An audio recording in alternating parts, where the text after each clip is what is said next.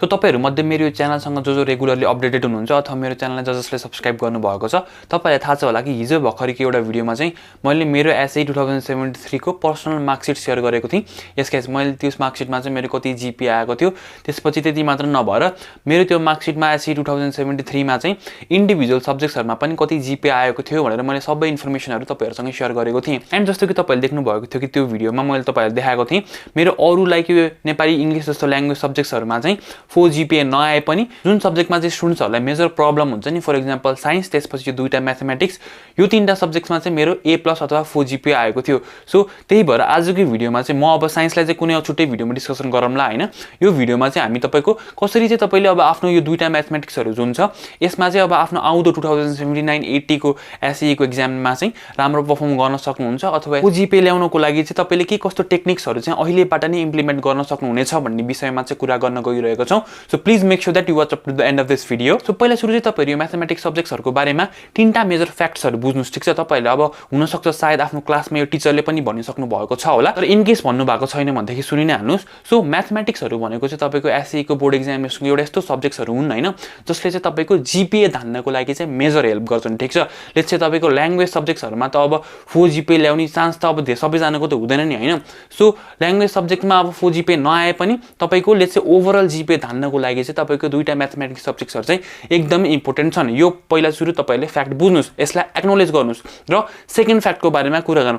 Second fact भनेको चाहिँ let's say तपाई एउटा यस्तो स्टुडेन्ट हुनुहुन्छ जसको चाहिँ सानोबाट नै ह्यान्डराइटिङ फियर छैन अथवा लेट्स से ह्यान्डराइटिङमा चाहिँ तपाईको जस ह्यान्डराइटिङ चाहिँ तपाईको वीक पार्ट नै भनौँ हैन एकाडेमिक्सको। सो इन केस तपाईको ह्यान्डराइटिङ वीक छ भने पनि यसको केही पनि फरक पर्दैन कि तपाईको यो दुईटा सब्जेक्ट्समा, किन भन्दाखेरि अब हेर्नुस् फेरि अब ह्यान्डराइटिङ 4 भन्दैमा चाहिँ अब कसैले पनि नबुझ्ने ह्यान्डराइटिङ त्यस्तो लेख्ने चाहिँ होइन हैन, तर एटलिस्ट तपाईको लेट्स से ठीकठाक अक्षर छ, त्यसपछि नम्बर न्यूमेरिकल्सहरु चाहिँ तपाईले क्लियरली लेख्न सक्नुहुन्छ भन्दै त्यस्तो ह्यान्डराइटिङहरुले चाहिँ म्याथमेटिक्समा राम्रो मार्क्स ल्याउनको लागि, राम्रो जीपीए ल्याउनको लागि कहिले पनि रेस्ट्रिक्ट गर्दैन। यो सेकेन्ड फ्याक्ट हो म्याथमेटिक्सको बारेमा। भने अर्को यसपछिको थर्ड र सबैभन्दा इम्पोर्टेन्ट फ्याक्ट भनेको चाहिँ म्याथमेटिक्समा तपाईले कुनै पनि कुराहरु त्यस्तो धोकेर रट्नै पर्ने भन्ने केही पनि हुँदैन के, ठीक छ। किन भन्दाखेरि like mathematics is all about technique हैन। तपाईले कुन टेक्निकले कुनै पनि एउटा दिएको क्वेशन सल्भ गर्नुहुन्छ, this is what mathematics is all about. अब अलिअलि म्याथमेटिक्सको जुन फर्मुलाहरु छ यो त तपाईले घोक्नु परि नै हाल्यो हैन, I am not denying this, तर म्याक्सिमम जुन प्रब्लम्सहरु छ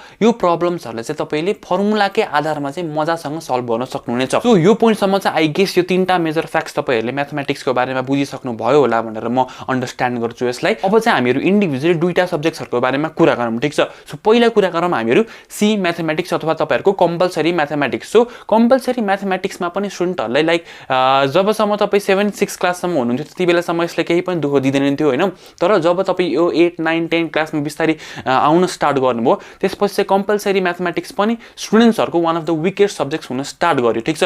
सो एक्चुअली हामीहरु अब कम्पलसरी म्याथमेटिक्स सब्जेक्ट बारेमा थोरै कुरा बुझौँ हैन। तपाईको अहिले क्लास 10 को सिलेबसको सी म्याथमेटिक्समा टोटल भनेको सिर्फ 8 वटा मात्र युनिट्स छ, ठीक छ गाइस। हेर्नुस् 8 वटा मात्र युनिट्स छ तपाईको कम्पलसरी म्याथमेटिक्समा र तपाई आफ्नो बोर्ड एक्जामिनेसनको क्वेशनको मोडालिटीको कुरा गर्नुहुन्छ भन्दै तपाईको 100 मार्क्सको पेपरमा फर्स्ट ज्योमेट्री एउटा यस्तो च्याप्टर हो जसबाट चाहिँ तपाईको 25 मार्क्स कभर हुन्छ, ठीक छ गाइस। 100 को 1/4 मार्क्स दैट इज 25 मार्क्स चाहिँ तपाईको कम्प्लिटली ज्योमेट्रीले नै ध्यान दिइरहेको हुन्छ। भने यसपछिको अर्को तपाईको मेजर युनिट भनेको चाहिँ अल्जेब्रा हो र अल्जेब्राले चाहिँ तपाईको 24 मार्क्स ध्यान दिइरहेको हुन्छ बोर्ड एक्जामिनेसनको पेपरमा। र अल्जेब्रा र ज्योमेट्री र अल्जेब्रा पछिको थर्ड तपाईको इम्पोर्टेन्ट च्याप्टर भनेको चाहिँ मेन्सुरेसन हो जसबाट चाहिँ 16 मार्क्स कभर हुन्छ। सो 8 वटा टोटल युनिट्स मध्ये तपाईको तीनटा यो जुन मैले भने ज्योमेट्री, अल्जेब्रा, मेन्सुरेसन, यो तीनटा युनिटले नै तपाईको 65 मार्क्स कभर गर्छ। लेट्स से कोही अब एकजना स्टुडेन्ट छ जसलाई चाहिँ म्याथमा पहिले देखि नै प्रब्लम छ र लेट्स से अहिले अब मंसिर महिना पनि पुगिसक्यो, मंसिरसम्म पनि उसलाई चाहिँ पास हुन धौधौ भइरहेको छ इन्टरनल एक्जाम्सहरुमा भनेदेखि उसले सिर्फ यो तीनटा च्याप्टर ज्योमेट्री, अल्जेब्रा र मेन्सुरेसनलाई मात्र 8 वटा युनिट मध्ये ध्यान दिएर यसको फर्मुलाहरु सबै मजासँग कन्ट गरेर एटलिस्ट मिनिमम टफनेसको क्वेशन्सहरु मात्र सल्भ गर्ने एबिलिटी उसँग भयो भनेदेखि कस पास हुन त उसलाई केही पनि प्रब्लम भएन नि, राइट। यो चाहिँ एभरेज स्टुडेन्ट्सहरूलाई यो तीनटा मात्र च्याप्टरमा अहिलेबाट नि अब मङ्सिर पुस माघ फागुन एटलिस्ट यो 4वटा महिना मात्र फोकस गरे पनि एक प्रकारको डिसेन्ट मार्क्स ल्याउन त उनीहरूले हेल्प गर्छ नि हैन यो सब्जेक्ट्सहरूले। अब तपाईहरूले मलाई भन्न सक्नुहुन्छ छ्यादा यस्तो सब्जेक्ट्सहरूमा पनि स्टुडेन्ट्सहरूलाई प्रब्लम हुन्छ र यस हुन्छ, धेरैजना मेरो च्यानलको स्टुडेन्ट्सहरूलाई यो सब्जेक्ट्सहरूमा यो टपिक्सहरूमा मेजर गरी प्रब्लम भइरहेको हुन्छ। र लेट्स चाहिँ तपाईँ चाहिँ कोही एउटा टपर स्टुडेन्ट हुनुहुन्छ जसलाई चाहिँ यो सब्जेक्ट्सहरूमा चाहिँ त्यस्तो केही पनि प्रब्लम छैन भनेदेखि चाहिँ अब तपाईँको यो पाली भनेको चाहिँ रिभाइज गर्ने हो, ठिक छ। यस्तो स्टुडेन्ट्सहरूलाई मेरो विशेष टिप चाहिँ के हुन्छ भनेदेखि हैन, अब चाहिँ तपाईँ एउटा सानो यो 10-15 रुपियाँको एउटा कपी किन्नुहोस् एन्ड त्यो कपीमा चाहिँ यो 3टा च्याप्टर अथवा लेट्स चाहिँ यो 3टा च्याप्टर सकिसकेपछि अरू सबै च्याप्टर्सको पनि फर्मुलाहरू चाहिँ फर्मुला मात्र लेख्नुहोस् कि एउटा 10-15 रुपियाँको कपीमा, सो द्याट तपाईँले चाहिँ अब आफूलाई मन लागेको बेलामा रिकल गर्न सक्नुहुन्छ कि बिहान भात खाँदाखेरि साँझ भात खाँदाखेरि अथवा लेट्स चाहिँ तपाईँले झ्याउला र अरू सब्जेक्ट्सहरू ल्याङ्ग्वेज सब्जेक्ट्सहरू पढ्न झ्याउलायो भनेदेखि एटलिस्ट त्यो फर्मुलावाला कपीमा हेरेर तपाईँले एटलिस्ट फर्मुलाहरू त तपाईँले आफूलाई रिकल गराउन सक्नुहुन्छ नि, राइट। सो सी म्याथ्सको लागि 10-15 रुपियाँको एउटा कपी किन्नुहोस् एन्ड ओ म्याथ्सको बारेमा हामीहरू एकैछिनमा कुरा गर्छौँ, त्यसको लागि पनि तपाईँले 10-15 रुपियाँको कपी चाहिँ सिर्फ फर्मुलाहरू मात्र लेख्नको लागि चाहिँ छुट्याउनु होला। सो यति गरिसकेपछि अब चाहिँ तपाईँले आफ्नो जुन सेट बुक्स हुन्छ अथवा चाहिँ टिचर्सहरूले मोडल क्वेसन्सहरू दिनुहुन्छ त्यो क्वेसन्सहरूलाई चाहिँ पालै पिलो सल्भ बनेर मोस्ट इम्पोर्टेन्टली तपाईँले आफ्नो पास्ट पेपर 4-5 वर्ष अगाडिसम्मको पास्ट पेपरको म्याथमेटिक्सको चाहिँ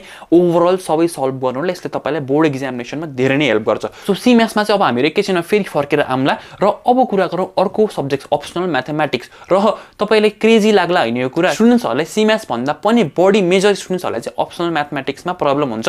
यसको मेजर रिजन भनेको चाहिँ लाइक सी म्याथ भनेको त सानैबाट पढ्दै आइरहेको सब्जेक्ट हो नि, तर अप्सनल म्याथमेटिक्स भनेको चाहिँ लेट्स चाहिँ हामीहरूको पारामा चाहिँ 8 क्लासबाट स्टार्ट हुन्थ्यो र अहिले चाहिँ कुनै कुनै स्कुलमा इभन 7बाट पनि इन्कर्पोरेट गर्न स्टार्ट भइसकेको छ अप्सनल म्याथमेटिक्स। र ढिला इन्कर्पोरेट भएको यो सब्जेक्ट होइन, कुनै पनि स्टुडेन्टको स्कुलमा चाहिँ अलिकति ढिला स्टार्ट गरिने यो सब्जेक्ट तपाईँको पछि गएर यो आफ्टर एसइईको लाइफमा चाहिँ यसको भूमिकाको त कुरै नगर्नुहोस् कि सी म्याथ भन्दा पनि यदि तपाईँ अब लेट्स चाहिँ साइन्स स्पेसली साइन्स सब्जेक्टको बारेमा कुरा गर्नुहुन्छ 11-12मा भनेदेखि एभ्रिथिङ इज अप्सनल म्याथमेटिक्स के तपाईँको अप्सनल म्याथमेटिक्सको फर्मुला अप्सनल म्याथमेटिक्सको टेक्निक्सहरू सबै नै तपाईँको 11-12को साइन्स स्टुडेन्टहरूलाई मात्र होइन म्यानेजमेन्टमा पनि अब यो बिजनेस म्याथ्सहरू टाइपको सब्जेक्ट्सहरू हुन्छ नि, त्यसमा तपाईँको सी म्याथ्सको भन्दा पनि बढी अप्सनल म्याथमेटिक्सको पोर्सन चाहिँ धेरै हुन्छ। अप्सनल म्याथमेटिक्समा तपाईँहरूले युज गर्ने टेक्निक चाहिँ 11-12 त्यसपछि इभन ब्याचलरसम्म पनि एकदमै इम्पोर्टेन्ट हुन्छ। त्यही भएर अप्सनल म्याथमेटिक्सको पनि तपाईँहरूले अब आई डोन्ट नो अहिलेसम्म कतिको राम्रो बेस बनाउनु भएको छैन,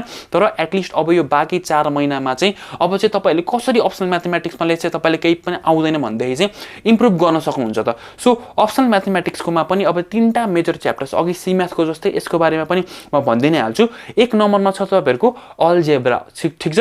अप्सनल म्याथमेटिक्सको अल्जेब्राबाट तपाईँको मेजर एसइईको बोर्ड एक्जामिनेसनमा टिपेर राख्नु होला यदि तपाईँलाई थाहा छैन भनेदेखि 21 मार्क्सको क्वेसन सोधिन्छ, ठिक छ, 21 मार्क्स। त्यसपछि सेकेन्ड च्याप्टर भनेको ट्रिगोनोमेट्री, मेजर स्टुडेन्ट्सहरूको प्रब्लम भने सबैलाई प्रब्लम चाहिँ अब अल्जेब्रामा नहोला, सायद अरू च्याप्टरमा नहोला, ट्रिगोनोमेट्रीमा चाहिँ मेजरलाई प्रब्लम हुन्छ र यो च्याप्टरबाट पनि तपाईँको 20 मार्क्स सोधिन्छ र यो च्याप्टर त यति इम्पोर्टेन्ट छ तपाईँको आफ्टर एसइईको लाइफमा पछि त्यो तपाईँले बिस्तारै बुझ्दै जानुहुन्छ भने।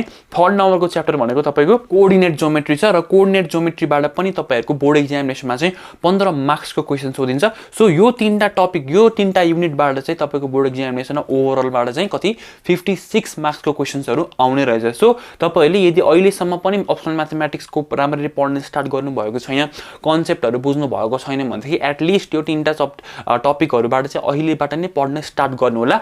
र सी म्याथ्स र अप्सनल म्याथमेटिक्सको यो जुन 3टा टपिक्सहरूलाई मैले भनेको छु नि अहिले, सो तपाईँ चाहिँ अहिले मात्र नभएर तपाईँहरूको मेजर जुन बोर्ड एक्जामिनेसन हुन्छ नि त्यसमा पनि हेर्नुहोस् तपाईँको बिदा नहुन सक्छ होइन, सी म्याथ्सलाई होला अप्सनल म्याथमेटिक्सलाई नहोला।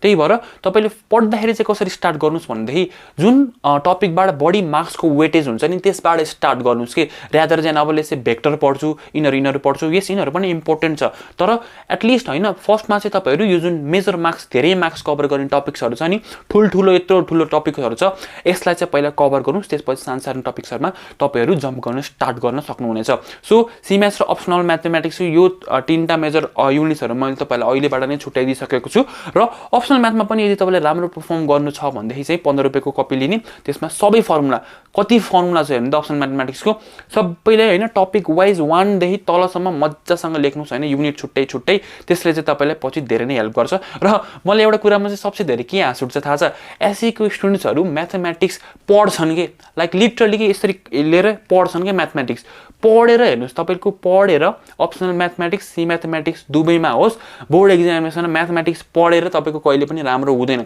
म्याथमेटिक्स जान्ने सिक्ने बुझ्ने राम्रो एक्जाममा गर्ने एउटा मात्र टेक्निक छ र त्यो टेक्निक भनेको चाहिँ लेखेर। ठिक छ, 4 महिना बाँकी छ, 15वटा जति रफ कपी लिनुहोस्, 15वटा कपीमा सिर्फ म्याथमेटिक्स सी म्याथ 7वटामा, त्यस ओ म्याथमेटिक्स 7वटामा, त्यसपछि एउटा एक्स्ट्रामा चाहिँ ल्याङ्ग्वेजहरू यताउतिले सब्जेक्टको प्र्याक्टिस गर्नुहोस्। यति चाहिँ तपाईँले एटलिस्ट चाहिँ सकि नै हाल्नुपर्छ। ठिक छ, कोरेर। ठिक छ, म्याथमेटिक्स त फर्मुलाहरू त अब अभियसली अलिअलि सम्झिनु पऱ्यो, पढ्नु पऱ्यो होइन, तर मेजर जुन प्रब्लमहरू सल्भ गर्नुहुन्छ त्यो तपाईँले त्यो कपी हेरेर दिमागमा सल्भ गर्ने होइन कि, यो कुरा बुझ्नु। ठिक छ, लेखेर मजासँग होइन सरलक्क बरु 4 ह्यान्डराइटिङ होस् के डजन्ट म्याटर, तर एटलिस्ट लेखेर चाहिँ प्र्याक्टिस गर्नुहोस्। 15-20वटा जति रफ कपी चाहिँ अब यो 4 महिनामा एसई आउनुभन्दा अगाडि चाहिँ सक्नुहोस्। त्यसपछि म तपाईँलाई ग्यारेन्टी दिन्छु कि तपाईँको आफूले सोच्नु भएको जति जिपे ल्याउटमा चाहिँ तपाईँले कसैले पनि स्टप गर्दैन। सो अर्को भिडियोमा चाहिँ हामीहरू अब तपाईँको कुनैले चाहिँ अरू सब्जेक्टमा प्रब्लम छ भन्थ्यो त्यो तल कमेन्ट गर्नु होला, म त्यसमा पनि पक्कै पनि भिडियो बनाउन कोसिस गर्नेछु। So I hope this video was helpful for all of you guys. यदि तपाईँ यो च्यानलमा नयाँ हुनुहुन्छ भनेदेखि हाम्रो भाइबर एसई टोली 2080 भन्ने एउटा ग्रुप छ, त्यहाँ पनि तपाईँहरू जोइन गर्न सक्नुहुनेछ। त्यहाँ चाहिँ हामीले लाइक यो लास्ट आवरमा मेजर क्वेसन्सहरू, त्यसपछि मेजर प्रब्लम्सहरू, त्यसपछि त्यसको सोल्युसन्सहरू पनि सेयर गरिरहेका हुन्छौँ हाम्रो स्टुडेन्ट्सको लेभलमा। So see you guys in my next video. त्यति बेलासम्मको लागि धन्यवाद।